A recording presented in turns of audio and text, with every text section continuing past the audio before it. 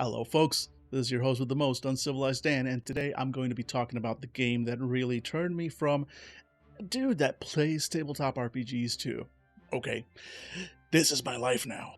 And that game is surprisingly not D&D. Now, don't get me wrong. I love me some good old Dungeons and Dragons. True story. I literally learned to read with my dad's original Advanced Dungeons and Dragons books, while other kids were reading See Spot Run, Run Spot Run. I was reading See Demogorgon Attack, Roll to Save versus Death.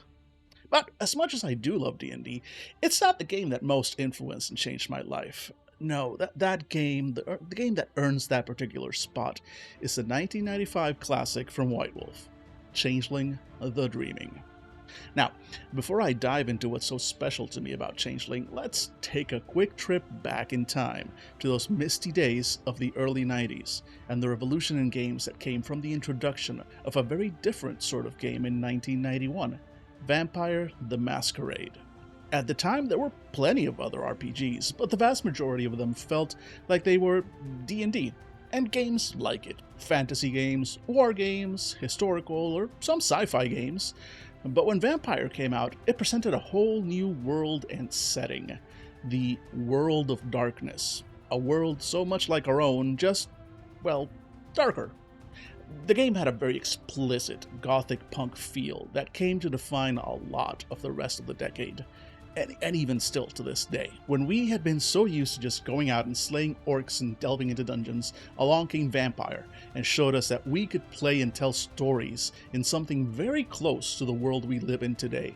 And by the way, the emphasis on calling the game runner the storyteller instead of the game master or dungeon master made a big difference in that for me. But more than that, it focused on the idea of playing something other than the hero. You actually play the monster. You play a vampire, cursed to drink the blood of other humans and have to hide from the light of day. You might try to be heroic, you might try to do the right thing, but in the end, your true nature, the deepest part of you, is monstrous and bloodthirsty.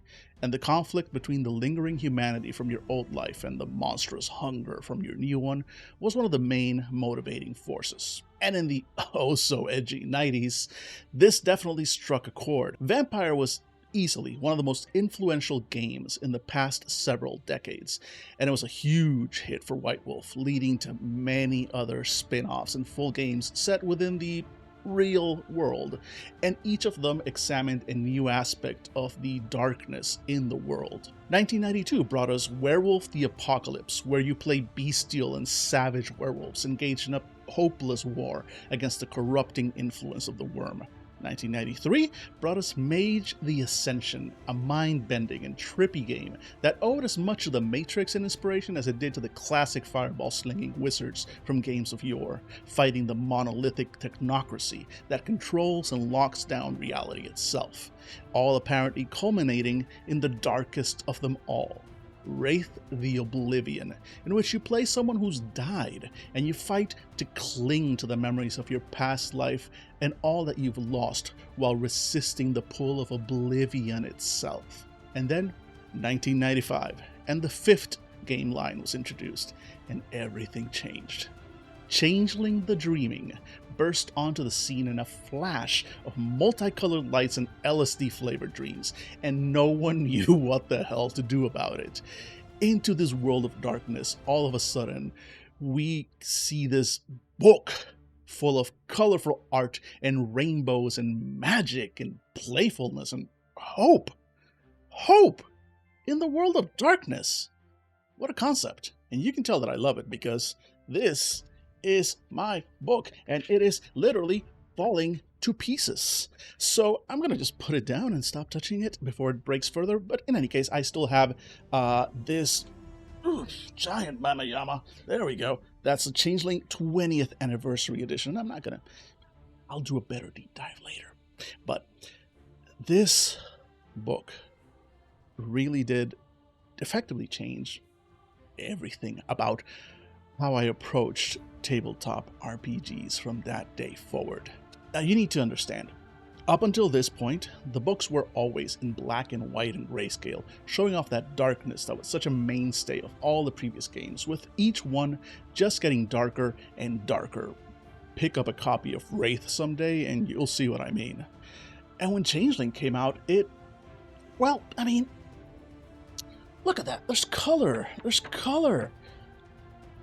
What's with all the color in the World of Darkness? I took one look at it, looked over the pages, and I was like, what are you doing, White Wolf? What is this? And then I opened up the book, started reading, and everything changed. I discovered that the kind of story I could tell in the World of Darkness could be so much more than just another dreary drudge. And instead, I could tell absolutely incredible, amazing, hopeful stories with your friends. You could tell stories focused on imagination, on the hopeful dreams that we all had as children, the nightmares that frightened us and the dreams that lift us up. And all of it in a system that was far more focused on storytelling than D&D was. You could still play games with dragons and swords and magic, but you could tie it into the modern world in a way that I'd never really seen before, because it was our world and not another one. And the more I read, the more it resonated with me. Perhaps not so surprising, since Changeling was sort of LARPer the LARPing, and I'll get into that in another video someday. Please, again, hit that like and subscribe button if you want to see that. But I read about how Changeling's powers, weapons, and abilities were chimerical, which meant that to the rest of the world, they were effectively invisible and nothing more than just imaginary friends. But to Changelings, they were deadly serious. Two Changelings having a duel might look to an outside observer like they were two random people play fighting with imaginary swords or maybe sticks and stones. But to those whose eyes were open to the magic of the Changeling world, this was a true battle, flashy, movie-worthy, full of daring deeds, incredible physical feats, and bursts of wild magic. And I mean, if that's not what we tabletop role players do every day, then what is it, right? I'm getting a little carried away, so let's take a step back and talk about what Changeling is and why it quickly became my very favorite game in the world. When Wraith the Oblivion first came out, it seemed almost a culmination of the darkness in a World of Darkness. I mean, go read that book sometime. Bleak doesn't even begin. You start out dead, and it only gets worse from there. How could they possibly go darker than that? Turns out, they didn't need to. 1 year later, Changeling the Dreaming comes out, changes the whole game. The grim black and white of all the previous games gets washed away with page after page of bright colors, fanciful stories about fairy heroes and princesses and heroines, stories about protagonists who were not ancient vampires or grizzled werewolves or wizards engrossed in decades-long studies, but instead of children embarking on quests to save a kingdom, of rebellious teenagers whose adventures and feats would define the shape of entire lands, and at the same time, personal stories about clinging to hope and belief and the power that comes from having friends you can depend on, of believing not just in yourself, but in the promises and oaths that you swear to one another. This change opened my eyes to a whole new world of running, playing, and seeing tabletop RPGs. The way that the World of Darkness was presented through the kaleidoscope carnival eye of Changeling mirrored, or rather funhouse mirrored, the real world, and perhaps more importantly, my approach to tabletop RPGs in general, in a way that resonated deeply within me. You see, Changelings in the game are people who are born with effectively two souls. Their mortal human soul wrapped around a fragile, delicate, but powerful spark of true magic, imagination, belief, known as one of the Fae. This second soul manifests, often in childhood, sometimes during your teenage years, and rarely as an adult, and when it does, your whole world gets flipped upside down. The magic of the Fae is ephemeral, or as the book calls it, chimerical. That means that for the vast majority of other people in the world of darkness, they can't see, perceive, or understand your magic. But to you and to your new changeling friends, it's as real as it can be, and all of it is fed and encouraged not through dirty back alley bloodletting or ancient rituals, but through encouraging human creativity, art, and dreams. You see, for all its light, changeling still takes place in the world of darkness, and that world wants to shut that light right down. The boring normality of the world, the despair and hopelessness of yet another gray day under uncaring skies, it all tries to squash that spark and flicker of light through what is known as banality, the antithesis of everything that changelings stand for. Where the Fae both use and are made of the literal stuff of dreams and nightmares, banality squelches all of that equally, bringing the death of forgetting, of growing up, of putting aside childish things once and for all. And that, my friends, is where the game hooked me. Because while you can tell stories about saving the world, about finding ancient artifacts and slaying powerful beasts, of Byzantine court politics and wild Munchausen-style adventures within the wild realm known as the Dreaming, at its core, Changeling is a game about hope. If the rest of the world of darkness can be considered gothic punk, Changeling the Dreaming was hope punk. Your biggest battle, your primary and greatest antagonist, is not some dark lord or vicious dragon, but something far more insidious. Growing up.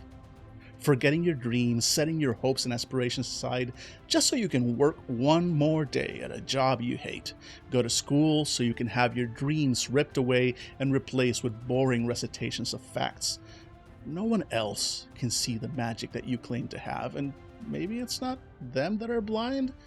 Maybe it's you that's deluded. The world of darkness itself wants to snuff you out of existence through a gray, smothering blanket of uncaring apathy. And against that all-encompassing and ever-growing nothingness stand the changelings, with magic so weak that even the slightest hint of disbelief can bring their sugar-spun castles crashing down, with souls as big as the world that only children and the mad can perceive.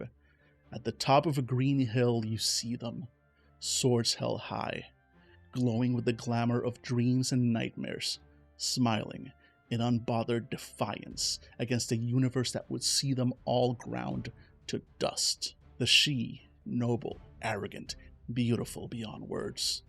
The trolls, honorable, proud, with the strength of the mountains themselves. The knockers, inventors, crafters, and mad scientists all. The boggans, homemakers, gossipers, and the best among us. The puka, tricksters, liars, animal spirits always ready with a smile, a wink, and a prank. The slua, shadowy, secretive, their whispers spilling truth and nightmares to those who will listen. The redcaps, violent nightmares whose endless hunger may someday even consume banality itself. The satyrs, wild, primal, passionate, musicians, entertainers, and performers all. And the Eshu, travelers, storytellers, adventurers, and swashbucklers who know the roads and trods that connect all the others. The vampires struggle, but even the eldest among them know that Gehenna awaits, and it will all end in dust. The werewolves wage their bloody wars, but even the eldest and wisest among them know that the battle is lost, and the best they can hope for is to take the worm down with them. The mages debate and scrape and scrounge for ancient power, but the technocracy long ago won, and even the most powerful of mages hide from this monolithic force like rats in the walls of reality. Wraiths may cling to what they had in life, but all things fade and crumble to dust, and even eternal souls must give way to oblivion. But the changelings? They haven't given up. They look the world of darkness that we spent years watching grow dimmer and dimmer right in the eye, and spit. They gather their courage, their strength, and their hope, and they say, "No, I am of the she, ancient, noble, born to rule, and I will not bow to you. I am of the trolls, And like the mountains, I will not bend. I will not break. I will not bow. I am of the knockers, and the things I make will rattle the very gates of heaven itself. I am a boggin, and no matter how cold the night, my hearth will always be warm, and you will always have a home there. I am a puka, and you cannot keep me from laughing. I am a slua, and the things I've seen, the things I've known, the things I am, don't frighten me, but they should frighten you. I am a redcap, the monster under your bed, in your closet, in your head, and your blood will stain my cap before the night is done. I am a satyr, and when I play my pipes, everyone dances. I am an Eshu, and I have walked the paths between the stars and heard stories long forgotten. Sit, and I will tell them to you. I am a changeling, an immortal soul of magic and dreams, clad in mortal flesh. Kill me, and I will be reborn, and I will never, ever surrender. Even the longest winter must pass, and the spring that comes after is our time. Whew! Look, in the end, Changeling the Dreaming showed me a whole new side of the edgy, grim, deadly world of darkness. Showed me the power that even a small glimmer of hope can have against even the most implacable of foes and forces that wants to bring us down, against even the most unbeatable of odds. And it taught me an important lesson that I hold to this day. As long as you have hope, you're not beaten. So, would you like me to delve a little bit deeper into this game? Want to hear me talk about other games in not just the World of Darkness line, but any other line? Because trust me, this is not the only game I've played. Or do you have a favorite game that you'd like me to take a look at and give my opinion on, or anything else? Go ahead, comment down below. Let me know what you'd like to see. You know all the buttons you've got to hit: subscribe, like, little bell. I'll be back next week with a lot more to share.